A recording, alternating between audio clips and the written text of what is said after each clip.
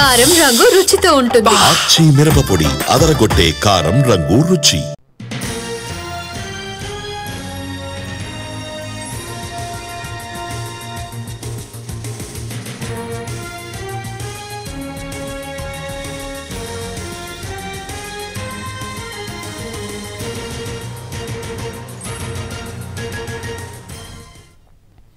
సొంత తల్లిని 10వ తరగతి చదివే బాలిక హత్య చేయించిన కేసులో నిందితులను మీడియా ముందు ప్రవేశపెట్టారు పోలీసులు. తల్లిని చంపాలంటూ శివను కూతురు తేజశ్రీనే ప్రోత్సహించిందని బాలానగర్ డీసీపీ సురేష్ తెలిపారు.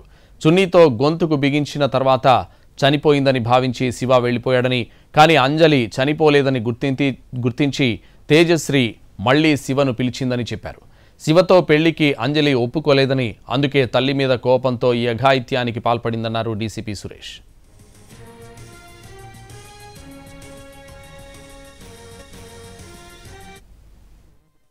అంజలి అనబడే ఒక 39 ఇయర్స్ మహిళని వాళ్ళ కుమార్తె, ఆవిడ యొక్క ప్రియుడు ఎవరైతే ఉన్నాడో 19 ఇయర్స్ బాయ్ శివ, ఆ అమ్మాయికి వాళ్ళ కుమార్తెకి 16 సంవత్సరాలు.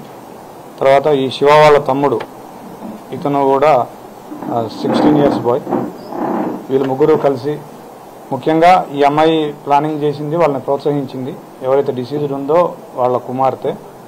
మిగిలిన ఇద్దరు శివ అండ్ వాళ్ళ తమ్ముడు వీళ్ళిద్దరూ వచ్చి ఆవిడ్ని స్ట్రాంగులేషన్ చేసి ఆవిడ చున్నీతోటి ఆవిడ్ని గొంతు బిగించి చంపడం జరిగింది.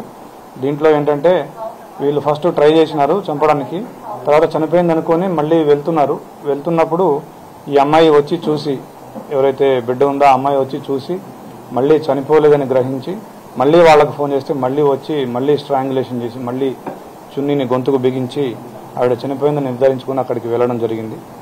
వీళ్ళిద్దరికీ ఎవరైతే అక్యూజ్డ్ డిసీజ్డ్ డాక్టర్ ఉందో ఈ అమ్మాయికి ప్లస్ అక్యూజ్డ్ A1కి ఇద్దరికి 8 నెలలుగా ఇన్స్టాగ్రామ్లో పరిచయం ఉంది. వీళ్ళిద్దరూ ప్రేమించుకుంటున్నారు.